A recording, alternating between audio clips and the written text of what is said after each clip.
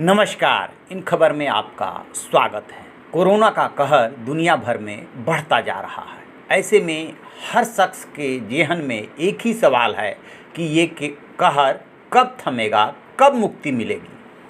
तो ज़रा ठहरिए, मैं एक ऐसे किशोर ज्योतिषी से आपको मिलवाने जा रहा हूँ जिनके नाम और काम को सुन करके आप दांतों तले उंगली दबा लेंगे। इनका नाम है अभिज्ञ आनंद। उम्र है 14 साल।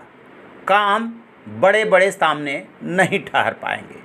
अभी जैसे ही कोरोना का कहर टूटा तभी अचानक सिल्विया ब्राउनी सुर्खियों में आ गई थी, क्योंकि उन्होंने 2008 में ये भविष्यवाणी की थी कि ऐसे ऐसे एक वायरस आएगा जिससे पूरी दुनिया हलकान हो जाएगी। और अब ये 14 साल का ज्योतिषी अभिज्ञ आनंद 7 समंदर पार तक सुर्खियां बटोर रहा है।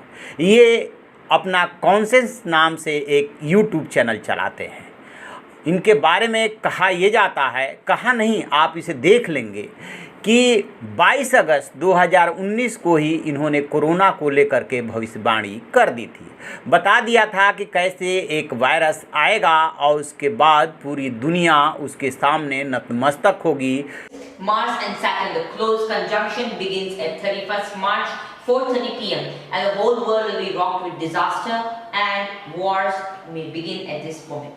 And before this also there is going to be a lot of tension throughout the months, and when Mars and Saturn get conjunct, we'll have something like Hiroshima, Nagasaki in Japan, bomb blasts and whatnot, dangers, etc. will happen, and economic disasters will happen, and gold prices will rise with oil. INR, that is Indian rupee, and USD, all the major currencies of the world would come crumbling and they will start losing their value against gold. If we compare gold and the currencies together, right now it's a balloon system, but if we compare the gold and currency values together, we will notice that currency has lost its value throughout the years, and that will be more sharp and more distinct in the next few months.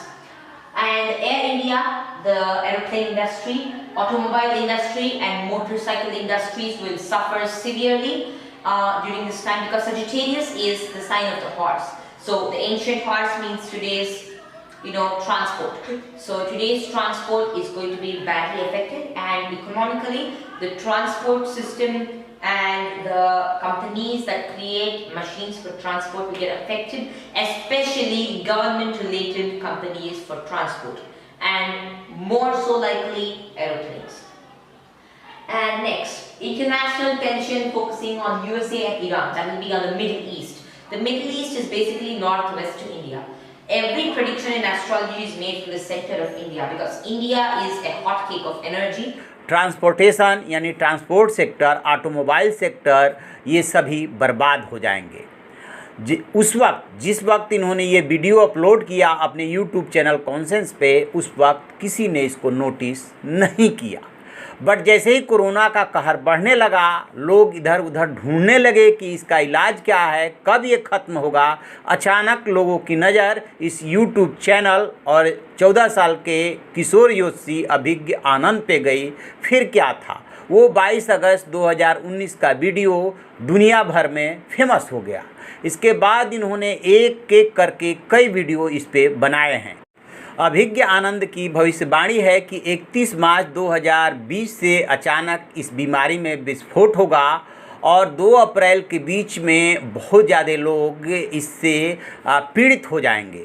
फिर वो कह रहे हैं कि 29 मई तक विश्व की 80% आबादी इस वायरस से ग्रस्त हो जाएगी और जो 20% आबादी इसमें ख़त्म हो जाएगी।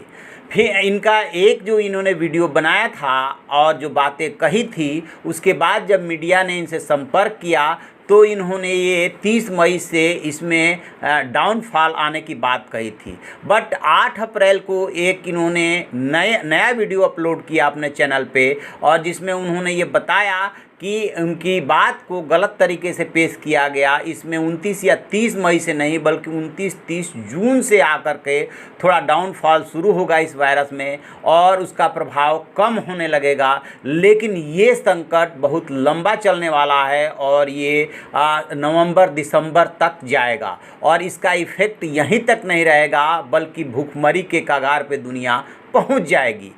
What we can do to stop this, but this is just a gist of it, and I would like to continue with the next topics in this video at present, and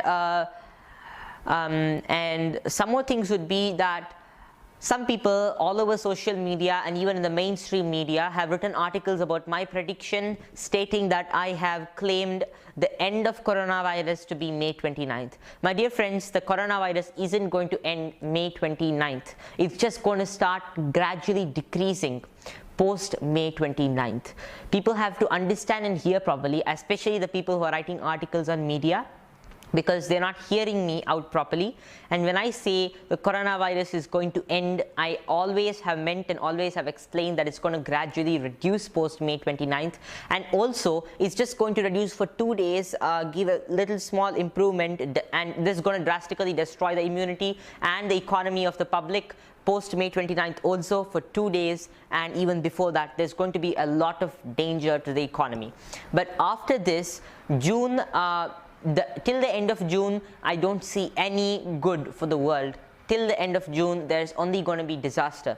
Maybe the starting of July, of course, the starting of July is going to herald a slow reduction in the coronavirus, an actual slow reduction. ये अपने video में ये भी कहते हैं कि जो सुधार होने लगेगा उसमें जा कर के 10 सितंबर को इस वायरस से अंतिम मौत होगी। बट इन्होंने टाइम टू टाइम जो अपने वीडियो बनाए हैं उसमें कुछ चेंजेज भी किए हैं और उसकी मीडिया जो अपने तरीके से पड़ताल भी कर रही है।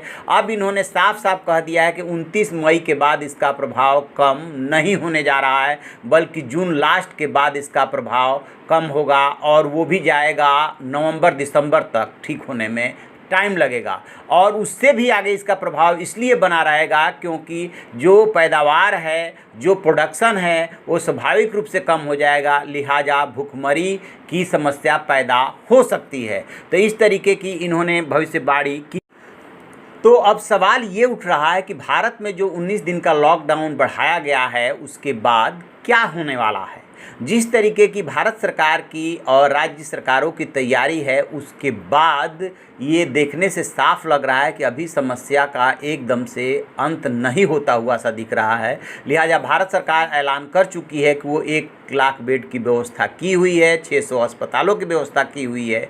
और जो अभिज्ञ आनंद का ये वीडियो या भविष्यवाणी है उससे यदि आप इसको कोरोबोरेट करें तो पाएंगे कि ये समस्या अभी लंबा खींचने वाली है। और दुनिया में ये अभिज्ञ आनंद अचानक जो है बहुत ज़्यादा फेमस हो गए हैं, इनसे क्वेरी की जा रही है, मीडिया सवाल पूछ रही है और टाइम टू टाइम ये उसमें चेंजेज भी कर रहे हैं। तो अब सबकी नज़र इस बात पे लगी है कि अभिज्ञ आनंद अगली जानकारी क्या देने वाले हैं, क्योंकि अब इनका चैनल बहुत ज़्यादा फेमस हो गया है और उसे देखा जाने लगा है। तो अभिज्ञ आनंद की अगली भविष्यवाणी पे हम नज़र बनाए हुए हैं। जैसे कोई अपडेट मिलेगा आपको ज़रूर बताएंगे। आप देखते रहिए हमारा डिजिटल चैनल इन खबर। Thank you. इन खबर चैनल को सब्सक्राइब करें और बेल आइकन दबाना ना भूलें।